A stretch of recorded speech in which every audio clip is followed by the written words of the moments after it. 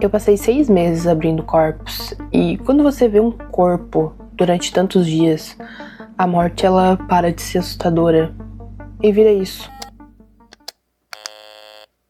Olá, meus queridos, como foi o feriado de Páscoa? Hoje eu resolvi vir falar sobre um assunto que eu amo, que é o curso de necropsia que eu participei alguns anos atrás. Como eu contei no primeiro vídeo do canal, quem assistiu já sabe, eu sempre tive um interesse genuíno pelo assunto morte. Mas sempre foi um interesse mais teórico, curiosidade mais cultural, mais antropológica, de certa forma. Por grande parte da minha vida eu nunca tinha pensado em procurar um curso para aprofundar mais, ou procurar uma carreira que envolvesse esse tema. Até que um dia eu vi uma propaganda de um curso aleatoriamente na internet, assim, sobre... Era um curso de técnicas de necrópsia. E eu acabei me interessando e cliquei pra ver. Era um curso que era feito em São Paulo. E eu moro em Santa Catarina. Era uma espécie de escola dedicada a cursos que envolviam ciências mortuárias. E tinha também uma modalidade EAD desse curso de técnicas em necrópsias. E tinha um módulo que seria prático. Na verdade, ia ser uma espécie de intensivão. Eu teria que fazer todo o curso EAD e um final de semana eu iria para São Paulo fazer esse intensivão da parte prática. Então seria só 2 dias práticos. Não gostei da ideia, então eu comecei a procurar cursos aqui na região mais próximo, só que na época eu acabei não encontrando e acabei deixando essa ideia pra lá. Até que 1 ano depois, mais ou menos, a minha amiga Beatriz mandou mensagem que ela tinha visto que havia aberto um curso de técnicas de necrópsia numa universidade próxima de onde a gente mora. E no mesmo dia a gente já se matriculou, a gente já se inscreveu no curso. Então hoje eu vou contar como foi o curso. Se você está interessado em fazer e não sabe muito bem como funcionam as matérias, eu vou contar como foi a minha experiência. O curso que eu fiz, ele tinha uma estrutura híbrida. Na verdade, ele ainda tem. As primeiras matérias, que eram bem teóricas, elas eram feitas por videochamada com os professores. E as práticas a gente fazia no laboratório de anatomia da universidade, ou então no próprio SVO, que é o Serviço de Verificação de Óbitos, que foi onde a gente fez estágio. A gente colocava literalmente a mão na massa. No primeiro semestre, nós tivemos aula de anatomia. Eu lembro que comprei aqueles atlas baratinhos, atlas de anatomia infantil, sabe? Pra poder ficar rabiscando durante as aulas, porque a minha memória não é muito boa. E acabava me ajudando, me facilitava ali a memorização. A primeira parte das aulas de anatomia foram EAD.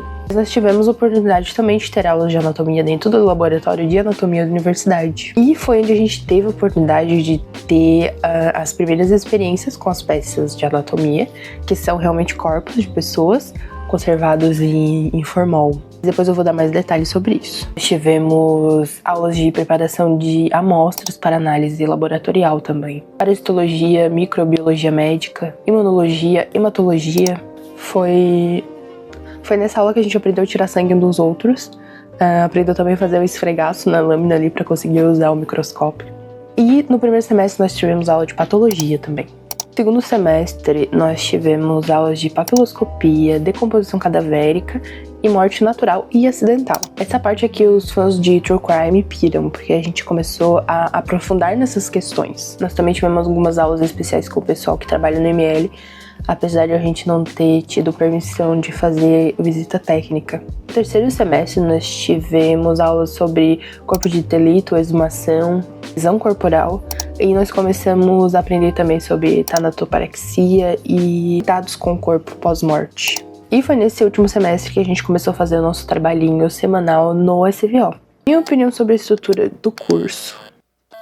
No geral, eu acho que é uma boa grade curricular. É um curso técnico, então obviamente ele não é tão aprofundado quanto uma faculdade, mas nós tivemos a oportunidade de ter excelentes profissionais nos ensinando. Nós tivemos enfermeiros, biomédicos, fisioterapeutas. O nosso estágio no SVO foi supervisionado por uma enfermeira que trabalhava dentro do SVO. Além da experiência dela, ela tinha diversos cursos e pós-graduações na área de tanatopraxia e do cuidado pós-morte. Então nós tivemos uma base teórica muito boa e fomos acompanhados por ótimos profissionais. Na época que eu fiz, a mensalidade custava mais ou menos uns 260 e eu achava um preço ok. Eu fui verificar hoje, o curso está 360 aumentou em R$100, assim. 360 eu achava um preço bom. Agora, vamos falar sobre a parte prática. Antes que eu não tivesse medo de cadáveres, eu nunca tinha visto um corpo pessoalmente, por dentro. Sinceramente, eu não sabia qual ia ser a minha primeira reação. Diferente você ver, por exemplo, no velório, ou você tocar, tem a questão de cheiro também. Eu realmente tinha um pouco de receio dessa parte. E eu pensava que, assim, o pior que poderia acontecer é eu desmaiar. Mas nós começamos aos poucos. A gente começou indo primeiro no laboratório de anatomia da universidade. E lá existiam corpos conservados em formol. Eram 3 ou 4 corpos, eu não lembro direito. Se você procurar no Google, você vai ver como eles são, esses corpos preservados em formol. Eles acabam desidratando muito, então é muito diferente de um corpo humano normal, digamos assim. As peças anatômicas, elas ficavam nas mesas assim, e você podia indo abrindo elas em camadas. Então era primeiro a pele, depois você abria a parte das costelas e você conseguia visualizar como elas eram por dentro, sabe? Sempre também tinha uma maca que tinha só braços expostos e uma maca que tinha só pernas. Como eu disse, esses corpos, eles são estranhos visualmente, eles não remetem a um corpo humano. Eles parecem quase bonecos. Então eu acho, na minha opinião, que ele não assusta tanto quanto você vê um corpo que está morto há poucas horas. A textura e a aparência é muito diferente. E o cheiro? Meu Deus, o cheiro. Pode falar sobre o formol, eu consigo sentir o cheiro dele de novo. Porque ele impregna na alma. Só quem já precisou trabalhar com peças, com formol, sabe o trauma que é isso. A primeira coisa que eu fazia quando eu chegava em casa era tomar banho. E ainda assim, o cheiro ficava dias, sabe? Eu conseguia ficar sentindo o cheiro. Ai, era terrível, meu Deus. Eu não sinto nem um pouco falta do cheiro do formol. Além disso, tinha também um laboratório de patologia. Que eram várias prateleiras em toda a sala, com vários potinhos. E dentro desses potinhos tinham vários órgãos diferentes. E tinha um órgão com câncer, um órgão que teve cirrose, tinha um pulmão de mineiro, porque é uma área que tem bastante minas de extração de carvão, então tinha um pulmão que era praticamente petrificado, assim. Tinha feto de várias idades, desde potinhos assim até potes maiores. Frequentamos esse laboratório nas aulas de patologia. Patologia é uma área que estuda como as doenças, elas alteram o corpo humano, o que elas provocam dentro do corpo humano. Numa necropsia você precisa identificar o que é um órgão saudável e o que não é um órgão saudável, o que deveria estar lá e o que não deveria. Por isso era uma aula muito importante. Nossa, um momento muito que ficou na minha memória. De novo, o problema com o formol. O professor abriu um pote assim e parece que veio uma nuvem de formol assim na minha cara e grudou na minha garganta. Eu não conseguia parar de tossir. E a gente tava usando máscara. Mas ainda assim, meu Deus, era terrível. Eu fiquei tossindo igual uma doida por muito tempo. Mas enfim, essas foram as nossas primeiras experiências com órgãos e peças anatômicas. Um dia, finalmente, nós chegamos no nosso estágio no SVO, que foi a nossa primeira necropsia. Nossa turma foi dividida em duplas. Os dias que eu ia pro SVO, eu ia com a minha parceira Beatriz. E a gente trabalhava ali juntas, junto com o pessoal que fazia parte ali do SVO, né? E eu realmente, de novo, eu não sabia como reagir. Eu tinha muito medo de desmaiar. E eu conversei com a Beatriz e ela também não sabia qual ia ser a reação dela. A gente chegou lá, já tinha os cadáveres, já estavam sem roupa, prontos pra fazer a necrópsia. E ele tava assim na máquina, a gente tava de um lado e o profissional que tava ensinando a gente do outro. Quando ele começou a explicar, ele simplesmente começou a abrir o corpo assim. Foi passando o bisturi e depois aí pegou a ferramenta que cortava as costelas pra conseguir abrir o tórax. E a gente não teve tempo de reação, simplesmente isso. Logo que ele começou a explicar ali, quando eu vi a gente já tava ajudando a pesar os órgãos, a gente já tava envolvida ali. Então não teve nenhum desmaio, felizmente. Então nesse primeiro dia a gente já pesou os órgãos, era pesado o pulmão direito, o esquerdo e o coração. Depois a gente já colocou tudo no lugar, costuramos, damos banho ali, o nosso trabalho lá dentro, né? Não tivemos nenhuma reação, foi só um dia de curso. E eu lembro que uma das coisas que me deixou desconfortável, na verdade, e isso também a Beatriz concorda, é que quando uma pessoa morre, a posição relaxada da mão, ela fica assim, né? Então, quando ela tem o rigor mortis ali, a mão para desse formato. E quando você precisava lavar, você precisava levantar o braço, você acabava pegando a mão da pessoa, assim. Parecia um gesto tão íntimo que o único momento que deixou a gente realmente desconfortável é quando precisava segurar na mãozinha, assim, das pessoas. E o cheiro? O cheiro era um negócio muito específico, que eram corpos que estavam há pouco tempo mortos. Então, não necessariamente eles tinham o cheiro, mas era quando você abria o corpo do ser humano por dentro. É um pouco diferente, sabe? Não sei explicar, mas é um cheiro de morte. Depois desse dia, virou rotina e já era algo cotidiano.